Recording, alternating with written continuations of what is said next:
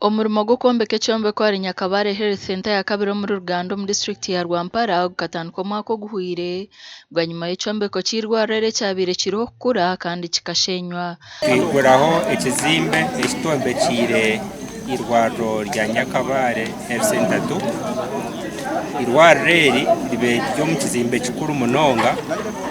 konka twafunura akasente ko kwasa kwombekia ko kwa upgradinga facilities eziba kwetaza PHC development twasharamu kugira ngo twombekere irwariro rya Nyakabare ekizimbe kiboniye cyo kwasa kuragurira abantu so nirwariro eri tubase kombeka miliyoni 250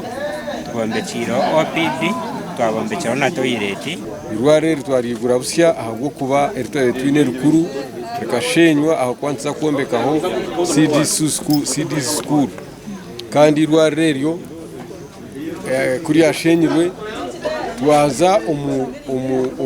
umwanya gwabire gufunzira kandi umwanya ogwe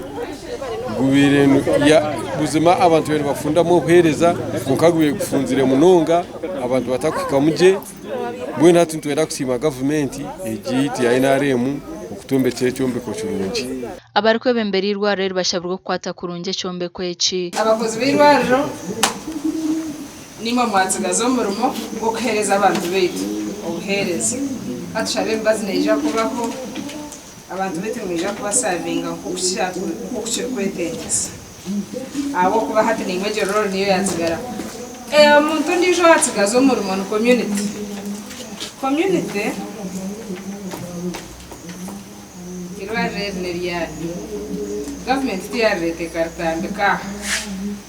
ngurira sisikale niyerashasha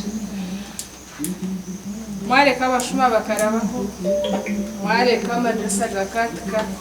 n'ebyanyu ekizimbe n'ekyanyu ndakakete kya Museveni ninge kya LC5 omugasho kama sasa nagambisa kya mukama wanje okayimaniko mukumwete kya Richard kya Museveni kya Rwampara ekizimbe cyo n'ekyanyu siturinka hiti Nyakabara timukuchimanyecho Nyakabara yeti yokozireki kani imagine hangaliona Nyakabare nito tunirwariro nke nyenda kusima ku tractor witu na engineers bitu ba district akwakoze mu mugwamani. Omugandi makuru Lions Club yarubirize kwatira Rugazi Health Center ya kana na ambulance ya class B okubahwera kutambuza emirimo y'irwariro. And on behalf of Lions Clubs International, I take this opportunity to hand over this ambulance to the district administration of Rubirizi district. Twe okuranka ba Lions kureba ngo tugerezeho umunonga kuranga twalobinga twatunga ambulance y'ekikecho no kwenda kongera aryezo ambulance zesubiki no mu district kandi zikusinga kwebwayo ba politicians okwenda kugira ngo irwaro ryitu rine those emergency services. Itwenka generation yitu eyituruho hati twine kumanya ngo ebiruho ebitushangireho gina babikozire kandi ni itwenka generation egi twine kugira bitwakora kugira ngo abarabe nibija nabo bagire bashangaho kandi bagumana bareberaho na no kutwijukiraho. Abarukure by'amagara mu district egi bajyango ambulance egi neija kuhera cyango dure twinobuzubu wabaruire omutambura abo kugira ngo abamwe mbargare kandi na nentambura tuba kujibasa